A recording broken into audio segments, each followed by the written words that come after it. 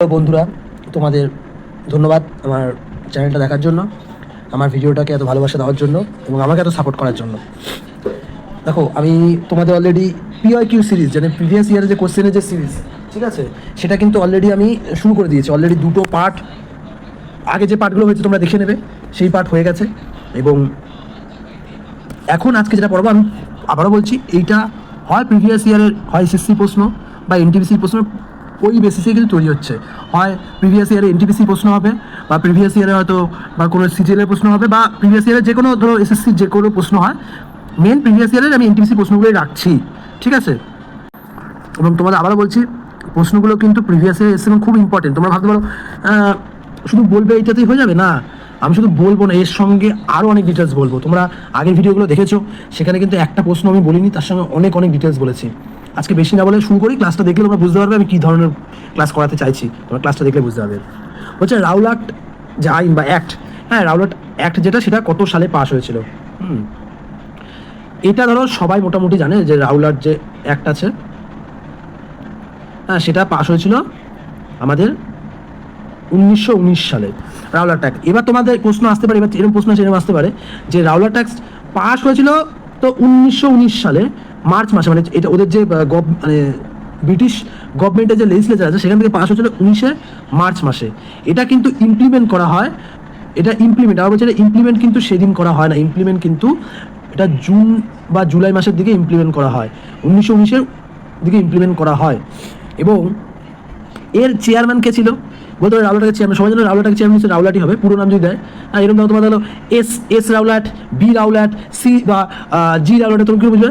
হ্যাঁ, Sydney Rowlatt কিন্তু এই চেয়ারম্যান করেছিল, সিডনি রাওলাট, ঠিক আছে, এই চেয়ারম্যানশিপ করেছিল।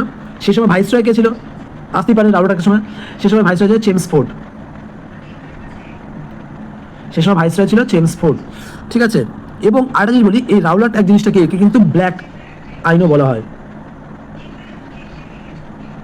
হ্যাঁ, ব্ল্যাক অ্যাক্টও বলা হয়। কারণ এইখানে বলা হয় যে কোনো, মানে কোনো ইসে লাগবে না, মানে তোমাকে সাসপেন্স, মানে কোনো তোমার বিরুদ্ধে কোনো ক্রিমিনাল কোনো এভিডেন্স বা তুমি যে কোনো অন্যায় করেছো সেই এভিডেন্স কোনো লাগবে না। তোমাকে যদি মনে করে সরকার যে তুমি অন্যায় করেছো, তোমাকে সন্দেহ বেসিসে সরকার তোমাকে অ্যারেস্ট করে নিতে পারে। এবং তুমি কোনো উকিল তোমার ওই জামিনের জন্য নিতে পারবে না, মানে এতটাই কঠিন ছিল এটা। সবাই বলছিল যে সে সময় সরকার হলো বিভিন্ন অ্যাক্টিভিটি আটকানোর জন্য, আসল কথা সেই সময় ভারত সরকার, মানে ইংরেজ সরকার যে ন্যাশনাল মুভমেন্ট, সেটা আটকানোর জন্য এই রাওলাটটা টেনেছিল। যখন তখন জায়গা থেকে গ্রেপ্তার করে নিয়ে যাবে, সে কোনো উকিল দিয়ে জামিনও বেরিয়ে আসতে পারবে না। এবং এই রাওলাট অ্যাক্টের মাধ্যমেই কিন্তু আমাদের কাকে গ্রেপ্তার করা বলে দিই। হ্যাঁ, এই রাওলাট অ্যাক্টের মাধ্যমে কিন্তু গ্রেপ্তার করা দুজনকে, একটা হলো সৈফুদ্দিন চিসলু, হ্যাঁ, আর সৈফুদ্দিন চিসলু, আর একটা সত্যপাল, হ্যাঁ, ডক্টর সত্যপালকে কিন্তু গ্রেপ্তার করা হয়। সত্যপাল এবং সৈফুদ্দিন চিকলু, হ্যাঁ, এই দুজনকে গ্রেপ্তার করা হয়। এই দুজনকে গ্রেপ্তার করলে কি হয়? এই দুজনকে গ্রেপ্তার করলে কিন্তু এই 1919-এর 13ই এপ্রিল, আমি সম্ভবত ওটা ভুল বললাম, একটু দাঁড়াও, ওটা মার্চ, আমি বলছিলাম যে মার্চ মাসে সম্ভবত মার্চের দিকে পাস হয়, এটা মানে মার্চের 19 তারিখ পাস হয় বা 18 তারিখ পাস হয়, আর মার্চের 21 তারিখে ইমপ্লিমেন্ট হয়। আমি জুন জুলাই বলছিলাম, ভুল বলেছিলাম, মার্চের 21 তারিখে ইমপ্লিমেন্ট হয়, ঠিক আছে। সরাসরি ইমপ্লিমেন্টও কিন্তু মার্চ মাসেই হয়। 13 এপ্রিল 1919 সালে কিন্তু এই বৈশাখী অমাবস্যার দিন এই সৈফুদ্দিন চিসলু আর আমাদের ডক্টর সত্যপালকে গ্রেপ্তার করার জন্য অনেক লোক সম্মত হয়ে তারা বিক্ষোভ দেখাতে, মানে বলে অহিংস বিক্ষোভ, যেটা তারা শুধু বিক্ষোভ দেখাতে, কোনো হিংসা এসে না। কিন্তু সেই সময় কী করেছে, সেই সময় কিন্তু জেনারেল আর ডায়ার,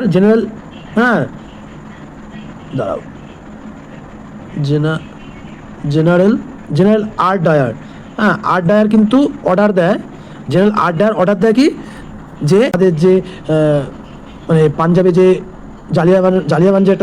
জালিয়ানবাগ যেটা পার্ক আছে, সেখানে সব মানুষ জড়ো হয়। এবং জড়ো হওয়ার পরে কী হয়, সেখানে কিন্তু জেনারেল আর ডায়ার, যেটা বললাম, আর ডায়ার কিন্তু নির্দেশ দেয় গুলি চালানো, এবং জেনারেল ও ডায়ার ওই গুলি চালায়, যেটা জালিয়ান হত্যাকাণ্ড নামে পরিচিত। এবং আর একটা জিনিস ইম্পর্টেন্ট, এই অ্যাক্ট তো এতক্ষণ ধরে বললাম, এই অ্যাক্ট কিন্তু রিপিল হয়ে যায়। রিপিল মানে তুলে নেওয়া হয়, হ্যাঁ, 1922 সালে রিপিল করে নেওয়া হয়। এবং এই অ্যাক্টের জন্য কিন্তু সত্যাগ্রহ শুরু হয়। সত্যাগ্রহ শুরু হয় কত? 1919 সালে সত্যাগ্রহ শুরু হয়, যেটা লিড কে দেয়? গান্ধী লিড করে, ঠিক আছে। এবং এই অ্যাক্টের মানে এই অ্যাক্টের অপোজিশনের জন্য, মানে এই অ্যাক্টকে অপোজ করে মোহাম্মদ আলী জিন্নাহ, হ্যাঁ, মোহাম্মদ আলী জিন্নাহ কি করে, রিজাইন করে। মোহাম্মদ আলীকে রিজাইন করে কোথা থেকে, ইম্পেরিয়াল লেজিসলেচার থেকে, হ্যাঁ, ইম্পেরিয়াল লেজিসলেটিভ কাউন্সিল থেকে রিজাইন করে। হ্যাঁ, এটা বললাম, ইম্পেরিয়াল লেজিসলেটিভ কাউন্সিল রিজাইন করে। এত কিছু দেখো বলে দিলাম তোমাদের, একটা প্রশ্ন দিয়ে কত কি বলে দিলাম। আচ্ছা, পরের প্রশ্ন এবার যাওয়া যাক। আর এখানে আর কিছু বলার নেই। পরের প্রশ্ন দেখো, অনেক কিছুই আছে বলার মতো, সেগুলো বলতে গেলে একটা প্রশ্নই সারাক্ষণ হয়ে যাবে। পরটা ভাই, আচ্ছা, দাম্বুলা, এটা দাম্বুলা, DAM, দাম্বুলা, হ্যাঁ, দাম্বুলা যে কেপটা আছে, হ্যাঁ, এই দাম্বুলা কেপটা কোথায় অবস্থিত? দাম্বুলা কেপটা কিন্তু শ্রীলঙ্কায় অবস্থিত। এই দাম্বুলা কেপ শ্রীলঙ্কায় অবস্থিত। এবার দাম্বুলা কেপ সম্বন্ধে আমি কিছু বলি। দাম্বুলা কেপটা হলো কান্ডিয়ান, হ্যাঁ, কান্ডিয়ান স্টাইলে তৈরি, হ্যাঁ, কান্ডিয়ান স্টাইলে তৈরি কিন্তু এই দাম্বুলা কেপ। এবং এই দাম্বুলা কেপ তৈরি করে কে? ভালাগাম্বা বলে একজন আছে, সে কিন্তু আবার দিচ্ছি ভালাগাম্বা, এই ভালাগাম্বা কিন্তু এই দাম্বুলা কেপটা তৈরি করে থাকে, ভালাগাম্বা, ঠিক আছে। এবং এটা কি স্টাইলে বললাম? কান্ডিয়ান স্টাইলে তৈরি। এটা কিন্তু ইউনেস্কো সাইটের মধ্যে পড়ে, খুব ইম্পর্টেন্ট, এটাও তোমরা দেখে রাখতে পারো। তাহলে এটা বললাম শ্রীলঙ্কা, এটা হলো 1919। এবং দেখো, পাকিস্তান সংলগ্ন থর মরুভূমি কী নামে পরিচিত? হ্যাঁ, বলবো থর মরুভূমি। তো আমাদের ভারতে কিন্তু এই মরুভূমিটা থর মরুভূমি নামে পরিচিত, ভারতে কিন্তু থর মরুভূমি নামে পরিচিত। পাকিস্তানে কিন্তু থর মরুভূমি না, পাকিস্তানের অন্য নাম আছে, পাঞ্জাবেই। আমি একটু ইসে করে দেখো, পাঞ্জাবে কিন্তু এর নাম, হ্যাঁ, রোহি, ঠিক আছে, পাঞ্জাবের নাম রোহি। আবার কি আছে, হ্যাঁ, এবং এই থর মরুভূমি সাউথ আফ্রিকার সাহারা নামে পরিচিত। সাহারা থর মরুভূমি সব থেকে উষ্ণ থর মরুভূমি, উষ্ণ হট ডেজার্ট যদি বলো, হট ডেজার্ট, সব থেকে হট ডেজার্ট যদি বলো, সেটা কিন্তু সাহারা থর মরুভূমি, ঠিক আছে। হট ডেজার্ট যদি সাহারা সব থেকে বড়, হ্যাঁ। আমি পাকিস্তানটা আসছি, অবশ্যই পাকিস্তানটা কাক কি বলে বলবো। আমি তো থর মরুভূমি কোথায় কি বলে একটু বলে দিই। সাউথ আফ্রিকায় কিন্তু আছে, দেখো এসে লিখলাম সাউথ আফ্রিকা, এইটাই সাউথ আফ্রিকাকে কালাহারি নামে পরিচিত, কালাহারি সাউথ আফ্রিকায়। আচ্ছা, আমাদের মঙ্গোলিয়ায়, আমি সব থর্মোমিটার একটু বলে দিই, হ্যাঁ, মঙ্গোলিয়ায় কিন্তু এটা গোবি নামে পরিচিত। এই গোবিটা বলে দিই, এই গোবি হলো সব থেকে, গোবি কিন্তু কোল্ড মরুভূমি কেন? এটা এখানে কিন্তু মানে ঠান্ডা মরুভূমি, যে গোবি কোল্ড মরুভূমি। আচ্ছা, হয়ে গেল গোবি। এবার বলি টাকলা মাকান, হ্যাঁ, টাকলা মাকান কিন্তু চায়নায় অবস্থিত, যেটা হট মরুভূমি। কোল্ড মরুভূমি কি? মঙ্গোলিয়া। হট মরুভূমি কি? টাকলা মাকান, ঠিক আছে। এবং আরেকটা মরুভূমি আছে, হ্যাঁ, আরেকটা মরুভূমি, যেটার নাম হলো কালাকুম, হ্যাঁ, কালাকুম মরুভূমি। এই কালাকুম মানে হলো ব্ল্যাক স্যান্ড, কালাকুম মানে ব্ল্যাক স্যান্ড। তোমরা কমেন্টে জানাবে কালাকুম মরুভূমিটা কোন দেশে অবস্থিত। তাহলে একটু আগে করে টাকলা মাকান বলে দিলাম, টাকলা মাকান কিন্তু চীনে, গোবি কিন্তু আমাদের মঙ্গোলিয়া, এটা হলো কোল্ড মরুভূমি। এবং যেটা আটাকামা কিন্তু চিলিতে অবস্থিত, এটাও কিন্তু কোল্ড ডেজার্ট। আটাকামা কিন্তু কোল্ড ডেজার্ট, ঠিক আছে। এইটা কোল্ড হওয়ার কারণ হলো হাম্বার বোল্ট। দেখো, মনে রাখা খুব সোজা, মঙ্গল, হ্যাঁ, দেখো গোবি, তুমি যদি গোবির পাত্তি খাও, মানে গোবি যেটা বলে, আমরা গোবি কি পাত্তি বলি না, গোবি, তাহলে তোমার শরীর ভালো থাকবে, তোমার দেহের মঙ্গল হবে, গোবি। আর টাকলা মাকান সাধারণত চীনে কি হয়, হ্যাঁ, চীনে দেখবা, চীনের লোকরা কি সময় আমাদের টাকের মধ্যে মনে করে একটা বলে না, মাথায় হাত বুলিয়ে ভুলভাল বুঝিয়ে নিলে চীনের লোকরা কি করে, দেখো মাথায় হাত বুলিয়ে কম দামে জিনিস বিক্রি করে দেয়। মাথায় হাত বুলিয়ে কম দামে, আমাদের দেশে সব জিনিসপত্র চীনের জিনিস বেশি বিক্রি হয়, মানে আমাদের মাথায় হাত বুলিয়ে চীনের জিনিস নিতে বাধ্য করে দেয়, মানে আমাদের মাথায় হাত বুলিয়ে ভুলভাল বুঝিয়ে দেয়। এবার টাকলা মাকান মানে তাকে আস্তে করে টাকলা মাকান মানে তাকের মধ্যে হাত বোলায় আর ভুলভাল বুঝিয়ে আমাদের জিনিস বিক্রি করে, যেন এরকম করে মনে রাখবে, টাকলা মাকান। আচ্ছা, আর যেটা আটাকামা, হ্যাঁ, আটাকামা কি আছে, আটার মধ্যে যদি তুমি তুমি তো শীতের দেশে গেছো, হ্যাঁ, শীতের দেশে গেলে কি হবে, শীতের দেশে গেলে তোমাকে রুটি দিয়ে কোনো কিছু রুটি কিছু খেতে হবে, বা চাপাতি খেতে হবে, তা আটা, এই জন্য আটা কামা, আটাকামা আটার শীতের দেশে গেছো, শীতের দেশে কেন বললাম, এটা তো কোল্ড মরুভূমি, তাই শীতের দেশে যেত। শীতের দেশে গেলে কি আটার মধ্যে তুমি চিনি দিয়ে দাও, মানে লঙ্কা দিয়ে দাও, হ্যাঁ, তাহলে বেশ ভালো হবে। আটার মধ্যে চিনি দিয়ে লঙ্কা দিয়ে যদি খাও তো শরীর গরম হয়ে যাবে। তুমি শীতের দেশে, এই জন্য হবে আটাকামা একটা কোল্ড মরুভূমি। এর মধ্যে যদি এর মধ্যে যদি তুমি এটা চিলিতে অবস্থিত, এটা চিলিতে অবস্থিত, ঠিক আছে। আর এইটা এরকম করে মনে রাখবে যে এটা চিলিতে অবস্থিত। আটাকামা কী করে মনে রাখবে, আটার মধ্যে যদি চিলি দিয়ে দাও তাহলে গরম হয়ে যাবে, এবং ওই আটার মধ্যে যদি লঙ্কা দিয়ে খাও তাহলে শরীর গরম থাকবে।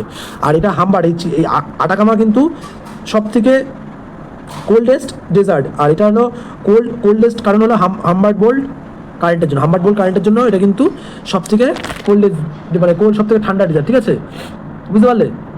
কোল্ডেস্ট, এটা সব থেকে একদম ঠান্ডা, এটা কিন্তু কোল্ডেস্ট। সব থেকে যদি বলো শীতল, সেটা আটাকামা। আচ্ছা, তারপরটা যাই। তারপর আর একটা মরুভূমি আছে, হ্যাঁ, প্যাটাগোনিয়া। হ্যাঁ, প্যাটাগোনিয়া কোথাও হচ্ছে আর্জেন্টিনা। হ্যাঁ, তুমি এটা মনে রাখতে হবে, প্যাটাগোনিয়া, ঠিক আছে। প্যাটাগোনিয়া আর্জেন্টিনা, এটাও কিন্তু কোল্ড, এটা কিন্তু ফকল্যান্ড কোল্ড কারেন্টের জন্য। হ্যাঁ, ফকল্যান্ড কোল্ড কারেন্টের জন্য কিন্তু এখানের মরুভূমিটাও ঠান্ডা হয়, ঠিক আছে, ফকল্যান্ড কোল্ড কারেন্ট।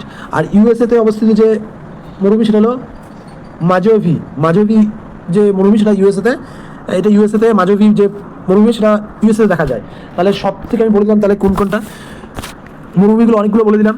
সব থেকে ওল্ডেস্ট পুরো প্রশ্ন আসতে, সব থেকে ওল্ডেস্ট মরুভূমি কি, ডেজার্ট কি, ওল্ডেস্ট ডেজার্ট নামিবা। আর সব থেকে ড্রাইয়েস্ট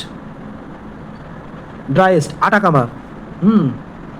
আটাকামা সব থেকে ড্রাইয়েস্ট। হ্যাঁ, আর কোল্ডেস্ট একটু ভুল বলেছিলাম তোমাদের, কোল্ডেস্ট বলে তোমাদের হট করে কোল্ডেস্টটা বলে ফেলেছিলাম হয়তো আমি। আটাকামা কোল্ডেস্ট না, আটাকামা সব থেকে ড্রাইয়েস্ট। আর সব থেকে কোল্ডেস্ট হলো আন্টার্কটিকা। তোমরা লিখে দেবো, সব থেকে কোল্ডেস্ট হলো আন্টার্কটিকা।